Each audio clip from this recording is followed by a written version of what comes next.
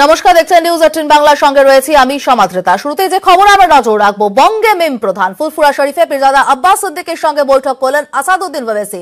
ভোটের প্রস্তুতিতেই কি ওয়েসি এলেন জল্পনা তুঙ্গে, এবং এই নিয়েই আমরা আলোচনা করবো। আমাদের সঙ্গে নিউজ রুম থেকে রয়েছেন প্রতিনিধি ময়ূক রঞ্জন ঘোষ, আমাদের সঙ্গে রয়েছেন আমাদের আরেক প্রতিনিধি জিয়াউল আলম, এবং একই সঙ্গে রয়েছেন রাজনৈতিক বিশ্লেষক শুভময় মৈত্র। আমি প্রথমে ময়ূক তোমার কাছে যেটা জানতে চাইবো, যে আমরা জানি যে অধীর চৌধুরীর একটি কথার পরিপ্রেক্ষিতে বিহার ভোটের পরেই আসাদুদ্দিন ওয়েসি হুমকি দিয়েছিলেন আসছি আমরা বাংলায়। সেই হুমকি সফল করতে তিনি বাংলায় এলেন, পরিষ্কার কৌশল বঙ্গ রাজনীতিতে থাবা বসানো। কিন্তু এত গোপনীয়তা কেন? কারুর কাকপক্ষী টের পেল না? কালকে রাতে হঠাৎ, ঠিক আজ সকালে হঠাৎ মিটিং।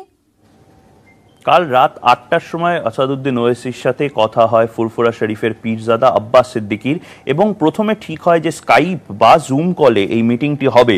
কিন্তু তারপরে এইটা মিমের তরফ থেকে আমরা যেটা জানতে পারছি যে আসাদুদ্দিন ওয়েসি নিজে ফুরফুরা শরীফে ডিরেক্ট ফ্লাই করে আসলেন, জাস্ট এইটা প্রমাণ করানোর জন্য যে উনি একজন মিমের প্রধান হিসাবে গুরুত্ব সহকারে ফুরফুরা শরীফের যারা পীরজাদা আছেন, ফুরফুরা শরীফের তথাকথিত ভাইজান বলে আঞ্চলিক এলাকায় যিনি পরিচিত, ওনাদেরকে উনি গুরুত্ব দিচ্ছেন। এবং তুমি জানো যে এর আগেও একটি ভোট সম্ভাবনার কথা মিমের তরফ থেকেই বলা হয়েছিল, সেই প্রস্তাবটি দেওয়া হয়েছিল বিভিন্ন জায়গায়। সেখানে কিন্তু এই সম্ভাবনাটা উড়িয়ে দেওয়া যাচ্ছে না, যেখানে বলা হচ্ছে যে আব্বাস সিদ্দিকী এবং আসাদুদ্দিন ওয়েসির মধ্যে অবশ্যই শুভময় বাবু যেটা বলছিলেন যে অঙ্ক, ভূগোল বা কেমিস্ট্রি নিয়ে আলোচনা হবে না।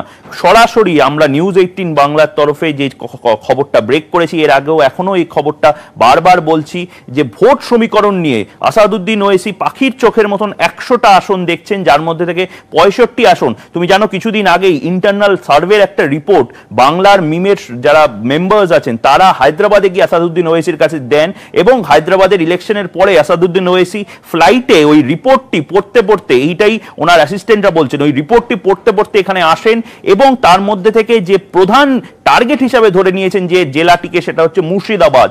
আসাদুদ্দিন ওয়েসির সেই রিপোর্টের মধ্যে লেখা আছে, এবং অবশ্যই প্রায় 60% মুসলিম ভোট এরকম একাধিক জায়গায় অ্যাসেম্বলি এলাকায় আছে যেখানে আসাদুদ্দিন ওয়েসি টার্গেট করছেন। পাশাপাশি তুমি জানো যে উর্দুভাষী মুসলিমদের মধ্যে আসাদুদ্দিন ওয়েসির প্রভাব গোটা দেশেই আছে। ভারতের নিরিখে বা কলকাতার নিরিখে এই উর্দুভাষী ভোটারদেরকে পুরোপুরি কনসলিডেট করার ক্ষেত্রে দাঁড়িয়েও আসাদুদ্দিন ওয়েসি এখানে জানিয়েছেন। এবং আমরা যেটা শুনতে পাচ্ছি তা হলো আব্বাস সিদ্দিকীকে উনি চান বাংলাভাষী প্রান্তিক মুসলিম যারা আছেন তাদেরকে এক ছাতার তলায় আনার কথা, এবং তার জন্য নির্দিষ্ট এজেন্ডা, সেই এজেন্ডাগুলো প্লেস করেছেন। কিন্তু সমাজটা যেটা তুমি বললে, গোপনীয়তা এবং গোপনীয়তা দিয়ে এই মিটিং, এই আশা সবকিছু রাখা হয়েছে। কারণ কি আসাদুদ্দিন ওয়েসি চান না যে কোনোভাবেই তার যে স্ট্র্যাটেজি সেইটা রিভিল হোক। একদম। এখান থেকে আমি একটুখানি যাবো জিয়াউলের কাছে।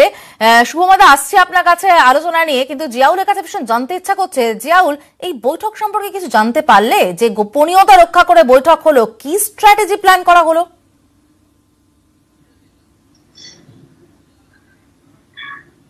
সকাল 7:30টায় সে কলকাতা এয়ারপোর্টে নামেন, এবং নামার আগ পর্যন্ত রাজ্য যে সমস্ত মিম নেতারা রয়েছেন তাদেরকে কিন্তু জানানো হয়নি, ফোনও করা হয়নি। তার একটা সূত্র মারফত যেটা জানা যাচ্ছে, যদি কখনো এই রাজ্য নেতারা, মিমের রাজ্য নেতারা যদি জানতে পারতেন, তাহলে তাদের কাছ থেকে হয়তো রাজ্য সরকার বা বিভিন্নবার বিরোধিতা করেছেন তার আশা নিয়ে, ফলে তাদের কাছে যদি খবরটি চলে যেত, ফলে তারাও কিন্তু এয়ারপোর্টে আটকে দেওয়ার একটা সম্ভাবনা থাকতো। ফলে সেই জন্য চূড়ান্ত গোপনীয়তার মাধ্যমে সে এয়ারপোর্টে নামে। তারপরে সে যখন প্রায় 5টি কনভয় নিয়ে যখন ফুরফুরা শরীফের উদ্দেশ্যে রওনা দেয়, তারপরেই কিন্তু রাজ্যে যে সমস্ত মিম নেতারা তাদেরকে জানানো হয়েছে পরপর, এবং তারা এক এক করে সেই কনভয়ের পিছনে তারা যোগদান করেন। এবং 9:10 নাগাদ ঠিক ফুরফুরা শরীফে তিনি মাটিতে তিনি পৌঁছান, এবং সেখানে পৌঁছানোর পরেই প্রথমে দাদা হুজুর পীর কেবলা এবং ছোট হুজুর পীর কেবলার মাজার শরীফে যান, সেখানে জিয়ারাত করেন। জিয়ারাত করার পরে সেখান থেকে যে আব্বাস সিদ্দিকের যে পীর মহল, যে ভবনটি আব্বাস সিদ্দিক থাকে বা যে বাড়িটি থাকে তার নাম হচ্ছে পীর মহল, সেখানে যান, এবং সেখানে গিয়েই আব্বাস সিদ্দিকের সঙ্গে সাক্ষাৎ করেন। সাক্ষাৎ করার পরেই আব্বাস সিদ্দিকের যে পীর মহলের যে বৈঠকের ব্যবস্থা করা হয়েছিল, সেই বৈঠকে আপাতত এখনো বৈঠক চলছে। সেই বৈঠকে 5 জন নেতা এখনো পর্যন্ত উপস্থিত রয়েছে, যারা আমরা সূত্র মারফত জানা যাচ্ছে। আব্বাস সিদ্দিকী স্বয়ং রয়েছেন। আব্বাস সিদ্দিকীর যে সংগঠন তিনি করতেন প্রায় 1 বছর আগে, সেই সংগঠন তিনি তৈরি করেছিলেন ফুরফুরা শরীফ আহলে সুন্নাতের জামাত। এই তিনি যেমন রয়েছেন, তার ভাইও তিনি আছেন নওশাদ সিদ্দিকী, এবং যে আব্বাস সিদ্দিকীর সঙ্গে এই ওয়াইসির যে যোগাযোগকারী মধ্যস্থতাকারী তিনিও কিন্তু মাজিদ সাহেব তিনিও কিন্তু রয়েছেন। ফলে বৈঠক শেষে তারা একেবারে প্রায় বৈঠক শেষে যে সমস্ত আরো পীরজাদা বয়স্ক পীরজাদা রয়েছেন ফুরফুরা শরীফের তাদের সঙ্গে সৌজন্য সাক্ষাৎকার করবেন। এবং খুব পরিষ্কার জিয়াউল বোঝা যাচ্ছে যে মুসলিম ভোট ব্যাংকটাকে একত্রিত করার একটা প্রয়াস চলছে এই মুহূর্তে। আমরা যাব শুভময়দার কাছে, কিন্তু তার আগে একবার দর্শকদের শুনিয়ে নিতে চাইবো, মনে করিয়ে দিতে চাইবো বিহার ভোটের সময় আসাদুদ্দিন ওয়াইসি যে হুমকি দিয়েছিলেন যে আসছি আমরা বাংলায়, কি বলেছিলেন সেদিন? हमारे बंगाल को आ रहे अब बराबर आएंगे बंगाल को, मुर्शिदाबाद भी जाएंगे, मालदा भी जाएंगे, दिनाजपुर जाएंगे, सब जगह जाएंगे। हमारे बंगाल को आ रहे अब बराबर आएंगे बंगाल को, मुर्शिदाबाद भी जाएंगे, मालदा भी जाएंगे, दिनाजपुर जाएंगे, सब जगह जाएंगे। শুভময়দা, এই বাইটে যখন চলছে তখন যদি আসাদুদ্দিন ওয়াইসির বডি ল্যাঙ্গুয়েজটা খেয়াল করা যায়, যথেষ্ট কনফিডেন্ট তিনি, এবং নাম ধরে ধরে জেলার বলছেন মুর্শিদাবাদ যাব, মালদা যাব, দিনাজপুর যাব, সব জায়গায় যাব। আমাদের এই বঙ্গে অন্তত যদি দেখি আমরা 130টি বিধানসভা আসনের 30% ভোট সংখ্যালঘু ভোট ব্যাংক, যার উপর কিন্তু এই ভাইজানের বেশ ভালো একটা দখল আছে। তাহলে ভাইজানের সঙ্গে এখন আসাদুদ্দিন ওয়াইসি দুজন একজোট হয়ে গেলে বঙ্গে সংখ্যালঘু ভোট ব্যাংক ঠিক কতটা ভোট কাটাকুটির খেলায় বড় মেজর পার্ট হয়ে দাঁড়াবে? না, একটা তো ভোট কাটাকুটি রাজনীতির খেলা। আমি তো আপনাদের এই সকাল থেকে আলোচনা শুনে খুব দুশ্চিন্তায় পড়ে গেছি যে আমি আর জিয়াউল বাবু পাশাপাশি বসে আর কদিন পরে ভাঁড়ে চা খেতে পারবো কিনা। অর্থাৎ পশ্চিমবঙ্গের রাজনীতিতে এই যে আমরা সকালবেলা শীতকালে একটু ক্রিকেট খেলবো, একটু কচুরি খাবো, সেখানে কে জিয়াউল বাবু আর কে শুভময় বাবু পাশ থেকে দেখে বোঝা যাবে না। আমাকে দেখে জিয়াউল মনে হবে, জিয়াউল বাবুকে দেখে শুভময় মনে হবে। মানে বলছেন সাম্প্রদায়িক সম্প্রীতির জন্য হানিকারক। সাম্প্রদায়িক সম্প্রীতির কথা আসছে কোত্থেকে? আমি তো এটাই, আজকে যদি জগন্নাথ দেবের মন্দির থেকে কোনো পুরোহিত এসে আমাদের কালীঘাটের মন্দিরে কাউকে মিট করেন, বা কোনো একজন মুসলিম ধর্মের বা কোনো খ্রিস্টান ধর্মের বা জৈন ধর্মের কেউ এলেন এসে আমাদের রাজ্যে মিট করলেন, এটা খবর হচ্ছে কেন? এটা তো মূল প্রশ্ন। এবার খবর হচ্ছে কেন? কারণ এর সঙ্গে সামনের 2021 নির্বাচনের নিশ্চয়ই একটা যোগাযোগ আছে বলে আপনারা খবর করছেন। দ্বিতীয়ত, যে কথাটা বারবার বলা হচ্ছে গোপনে এই মিটিং, একেবারে গোপনে নয়। গোপনে মিটিং করলে হোয়াটসঅ্যাপে যদি আমি আপনার সঙ্গে একটা কমিউনিকেশন করি, ভারতবর্ষের কেন পৃথিবীর কারোর পক্ষে জানা সম্ভব না যে গোপনে মিটিং। এই মিটিং একেবারেই গোপন নয়। এই মিটিং পশ্চিমবঙ্গের রাজনীতিতে খবরটা ছড়ানোর মিটিং। এবং এই ধরনের ঘটনা যদি ঘটে সামনের 2021 নির্বাচনে, তাহলে আমাদের প্রত্যেক পশ্চিমবঙ্গবাসীর, আমরা বাঙালি হতে পারি, হিন্দু হতে পারি, খ্রিস্টান হতে পারি, বিহারি হতে পারি, উত্তরপ্রদেশের মানুষ হতে পারি, আমাদের এই যে গোষ্ঠীবদ্ধ করা, আমাদের এই যে আইডেন্টিটি পলিটিক্সের প্রশ্ন, আলোচনাটা সকাল থেকে তাই নিয়ে থাকবে কেন? এবং এই প্রশ্ন তো থাকবেই, যিনি বাইরের থেকে আসুন, তিনি কি আমার পশ্চিমবঙ্গের জন্য শিল্প নিয়ে আসছেন? তিনি কি চাষের কোনো নতুন দিশা নিয়ে আসছেন? তিনি কি আমাদের যে রাস্তাগুলো ভাঙা সেগুলো সারানোর জন্য কোনো নতুন টেকনোলজি নিয়ে আসছেন? তিনি কি আমাদের শিক্ষা ব্যবস্থার পরিবর্তনের জন্য কিছু আনছেন? এই প্রশ্নগুলো কিন্তু তাদের সামনে উঠছে না। এবং যে কথাটা বিজেপির যারা সমর্থক তারা বারবার বলেন যে পশ্চিমবঙ্গের যে বিদ্বজ্জন তারা এই ধরনের ঘটনাগুলোয় কিভাবে প্রতিক্রিয়া দেখাচ্ছে। যদি আজকের দিনে এই ধরনের একটা মিটিংকে নিয়ে কেউ পাত্তা না দেন, যদি পশ্চিমবঙ্গের বিদ্বজ্জনরা বলেন, শুভময় বাবু, আমরা সকাল থেকে এই খবরটা ব্রেক করছি একটাই কারণে, কারণ কি আপনি নিজেও জানেন, আমরাও বারবার ভোটে গরম বাংলা বা ভোটের যে দামামা সেটা বেজে গেছে বারবার বলছি। অধীর চৌধুরীও ভোট কাটুয়া হিসাবে আসাদুদ্দিন ওয়াইসিকে বলেছেন, এবং অন্যান্য অনেক রাজনৈতিক দল বিজেপির তরফ থেকে বা ধর্মনিরপেক্ষ তথাকথিত ধর্মনিরপেক্ষ দলগুলির তরফ থেকে বলা হয়েছে আসাদুদ্দিন ওয়াইসি সকালবেলা চলে এলেন কাউকে না জানিয়ে, এবং এখানে এসে ফুরফুরা শরীফ, যেখানে আরেকটা মেজর ভোট পার্সেন্টেজের বিষয়ে আমরা যখন রাজনৈতিকভাবে কথা বলি, সেই ক্ষেত্রে দাঁড়িয়ে কি আপনার মনে হচ্ছে না যে এই নতুন বছরে এই ভোট সমীকরণের ক্ষেত্রে দাঁড়িয়ে খুব আতঙ্কর কথা আপনি যেটা বলছেন? হায়দ্রাবাদে গেলে খবর হতো না, তার মানে কি? তার মানে এই বিষয়টাকে আমাদের রাজনীতিতে আমরা বিশেষভাবে গুরুত্ব দিচ্ছি। এবং আমি এই জায়গাটাই বলতে চাইছি যে সামনে, তার মানে 2021 নির্বাচনে, যেটা আরো অনেক রাজনৈতিক বিশ্লেষকরা বলছেন যে 2021 নির্বাচনে যে বিষয়টা মূল হয়ে দাঁড়াবে সেটা হচ্ছে ধর্মভিত্তিক একটা নির্বাচন। এবং সেই জায়গায় বাংলার মতো একটা রাজ্য, কলকাতার মতো একটা শহর, সেইখানে তারা তাদের যে সাংস্কৃতিক বিষয়, শিল্প সংক্রান্ত বিষয়, সেই আলোচনায় না থেকে এই আলোচনা যদি আমাদের ভোটটাকে ডাইরেক্ট করে যে ভোটের ফলাফল কি হবে, সেটা তো আমাদের রাজ্যের পক্ষে নিঃসন্দেহে ভালো বিজ্ঞাপন নয়। কিন্তু একদমই একদমই আসছি ময়ূক, তুমিও প্রশ্ন নিয়ে আসবে অবশ্যই শুভময়দার কাছে, কিন্তু একটা বিষয় একটু দর্শকদেরকে শোনাতে চাইবো, মানে শুভময়দাও শুনবেন, ময়ূক তুমিও শোনো, যে দিলীপ ঘোষ বলছেন যে ওয়েসি আসছে খুব ভালো কথা, কিন্তু ওয়েসি বাংলায় এলে তাদের কোনো চাপ নেই, চাপ তৃণমূলের। কি বলেছেন দিলীপ ঘোষ, শুনে নেব একবার। টিএমসির চিন্তার কারণ হচ্ছে আকবরউদ্দিন ওয়াইসি এলে তিনি একটা রাজনীতি পার্টি চালান, তিনি এমপি যে কোনো রাজ্যে যেতে পারেন, তাদের ঘাবড়াবার কি আছে? আর বিজেপির কোনো চিন্তা নেই এতে। আমরাও সারা দেশে সব জায়গায় লড়ছি, ওএসি অনেক জায়গায় লড়েছেন। পশ্চিমবাংলার মুসলিম ভোট নিয়ে টিএমসির চিন্তা, তারা এটাকে তাদের জমিদারি মনে করেছে, তাদের একেবারে সম্পত্তি মনে করেছিল। আজ ভয় পাওয়ার কারণটা কি? আপনারা বলছেন মুসলমানদের জন্য অনেক কাজ করেছেন, যদি করেই থাকেন মুসলমানরা আপনাদের সঙ্গে থাকবেন। আমার মনে হয় বাংলার মুসলমানরা যথেষ্ট সজাগ, সচেতন রাজনৈতিক দিক দিয়ে, তারা তাদের ভালো মন্দ বোঝেন, বাংলার ভালো মন্দ বোঝেন। সত্যি সত্যি মুসলিম সমাজে যদি বিকাশ না হয়ে থাকে, তার জন্য সিপিএম, কংগ্রেস, টিএমসি দায়ী, আজ তাদের জবাব দিতে হবে। যদি কোনো মুসলিম পার্টি আসে, তার জন্য তারাই দায়ী। একদম দিলীপ ঘোষের বক্তব্য আমরা শুনলাম। আমাদের সঙ্গে রয়েছেন টেলিফোন লাইনে তৃণমূল নেতা কুণাল ঘোষ, আমরা কথা বলবো কুণাল বাবুর সঙ্গে। কুণাল বাবু, আপনি শুনলেন দিলীপ ঘোষ কি বললেন? বললেন বিজেপির কোনো চাপ নেই, চাপটা তৃণমূলেরই। না, এটা তো খুব স্বাভাবিক যে তারা এটা পৃষ্ঠপোষকতা করে প্রমোট করে চেষ্টা করছেন যে বাংলায় যাতে ধর্মের ভিত্তিতে ভোট হয়। বিজেপির লক্ষ্য হচ্ছে তারা হিন্দুত্বের রাজনীতি করে তারা ভাবছেন হিন্দু ভোটকে এক জায়গায় করবেন আর মুসলিম ভোটটা ভাগ করবেন। তার জন্যই এই ধরনের সংগঠনগুলিকে বা ব্যক্তিদের ব্যবহার করছে বিজেপি। বিহারেও দেখা গেছে, অতীতেও দেখা গেছে, এরা ধর্মনিরপেক্ষ ভোটটা কেটে দিলে বিজেপির একটু ফায়দা হয় ধর্মান্ধ রাজনীতির। কিন্তু বাংলার মানুষ সেটা বোঝেন এবং সংখ্যালঘু মানুষ, সংখ্যাগুরু মানুষ প্রত্যেকেই এই ধর্মের ভিত্তিতে বিজেপির ভেদাভেদের রাজনীতি, কোনোটা বিজেপির মুখ আর কোনো কোনো দল বিজেপির মুখোশ, এই দুটোই বাংলার মানুষ খুব ভালোভাবে বোঝেন। ফলে কে কার সঙ্গে বৈঠক করছেন। দিলীপ বাবু যেটা অভিযোগ করলেন যে আপনারাই এনেছেন ওএসিকে, কারণ আপনারা মুসলিমদের জন্য বা রাজ্যের মানুষের জন্য উন্নয়ন করেননি এবং যে পথ ধরে ওএসি ঢুকে পড়েছে বাংলায়, এটা একেবারেই ভিত্তিহীন বক্তব্য।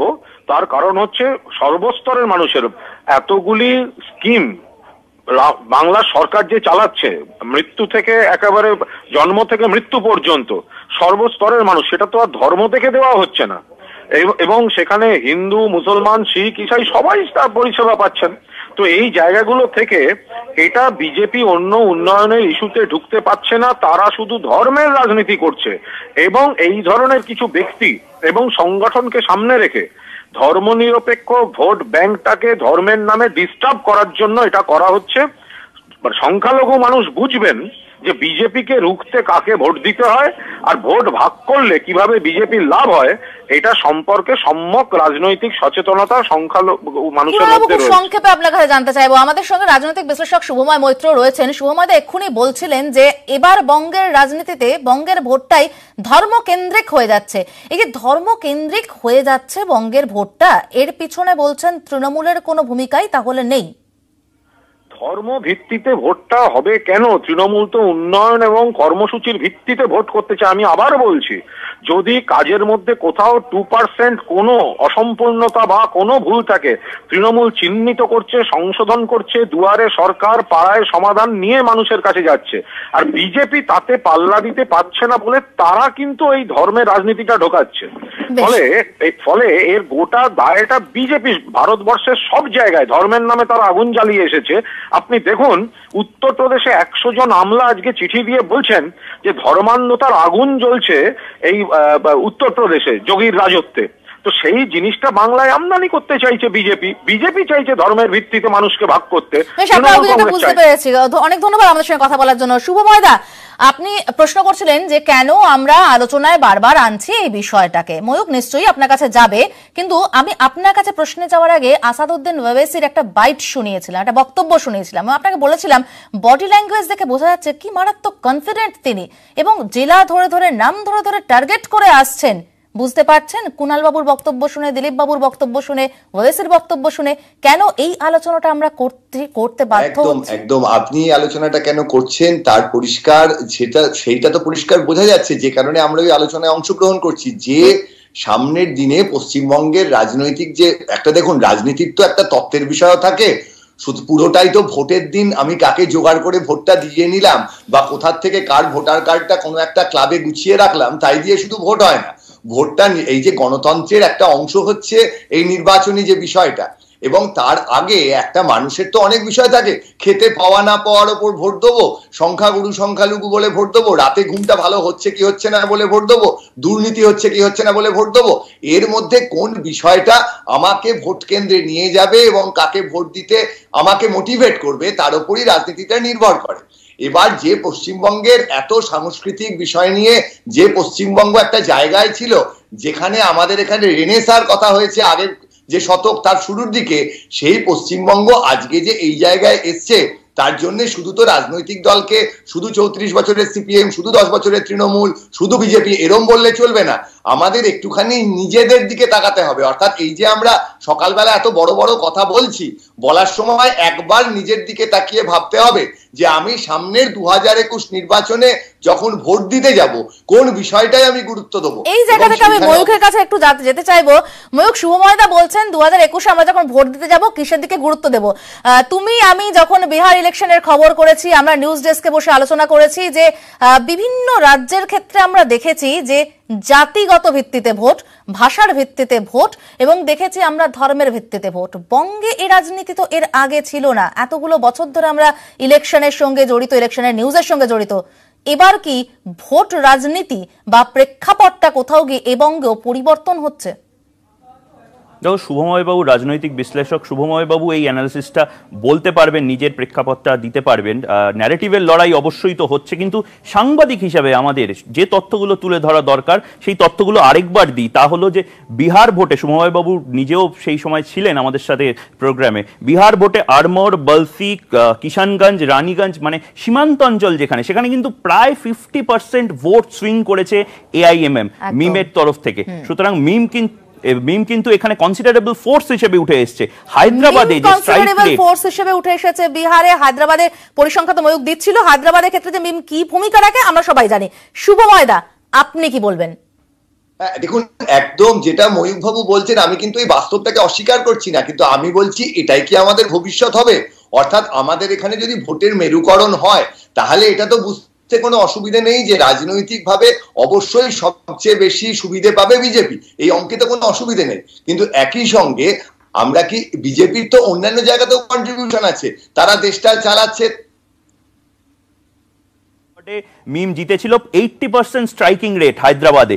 আমরা বিজেপি, গেরুয়া ঝড় ইত্যাদি বলছি, কিন্তু মিমের যে পার্সেন্টেজ, শুভমবাবু জাস্ট আপনাকে অ্যাড করার জন্য, 80% স্ট্রাইকিং রেট। তোমরা বুঝতে পারছেন কি ঝড়ের গতিতে এগোচ্ছে মিম। এইটা কেন গোটা দেশ জুড়ে এই প্রবণতাটা কেন হচ্ছে শুভময় বাবু? দেখুন, এইটা তো আপনি যদি একদম সারা পৃথিবীর রাজনীতির দিকে তাকান তাহলে গত প্রায় 10-20 বছর ধরে, আপনি যদি সিরিয়ার দিকে দেখেন, আপনি যদি তুর্কির দিকে দেখেন, প্রত্যেকটা দেশ যারা ধর্ম নিয়ে এত ভাবতো না তারা একেবারে ধর্মান্ধ একটা রাজনীতির মধ্যে ঢুকে গেছে, ভয়ঙ্কর অবস্থা মধ্যপ্রাচ্যের।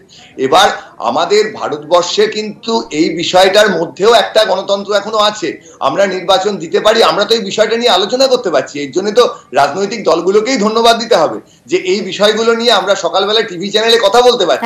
আমরা কি সেই জায়গায় পৌঁছে যাব যেখানে এই আলোচনাটাই আমরা করতে পারবো না? সেইটা কিন্তু বাংলার মানুষকে বুঝতে হবে। যাকেই ভোট দিন, আপনি আপনার দৈনন্দিন জীবনযাপনের নিরিখে ভোটটা দিন, ভোটটা ধর্মের নিরিখে ভাববেন না। একদম, অনেক ধন্যবাদ শুভমাদা, ধন্যবাদ ময়ূখ এবং ধন্যবাদ জাউল আমাদের সঙ্গে থাকার জন্য।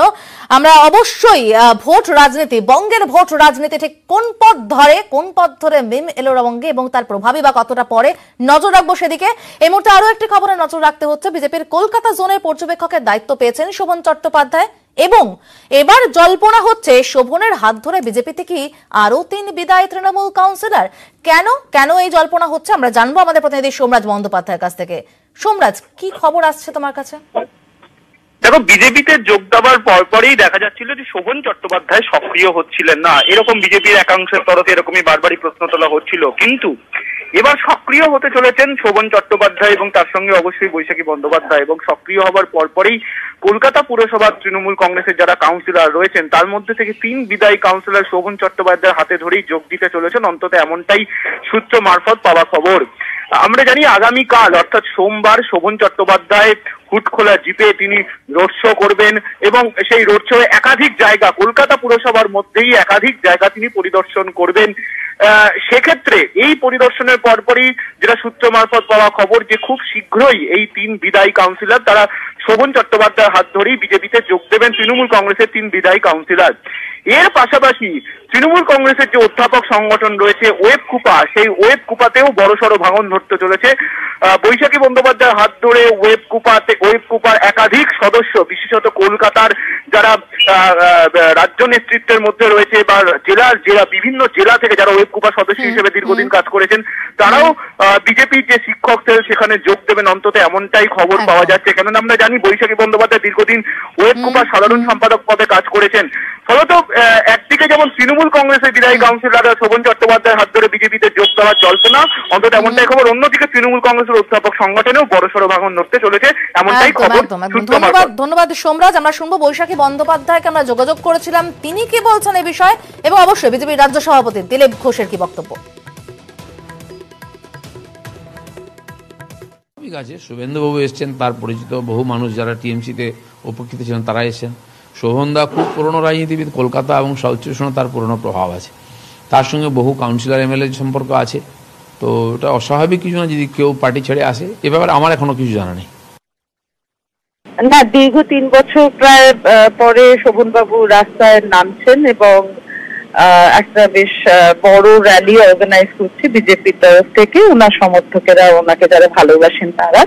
তো এটা নিশ্চয়ই আমাদের সকলের কাছে আনন্দদায়ক, এবং ওনার সঙ্গে থাকবেন আমাদের রাজ্যের অবজারভার মাননীয় কৈলাস বিজয়বর্গীজি। দীর্ঘ প্রায় 3 বছর পরে the tiger is back almost, তো সবার মধ্যে একটা আনন্দ আছে, উত্তেজনা আছে।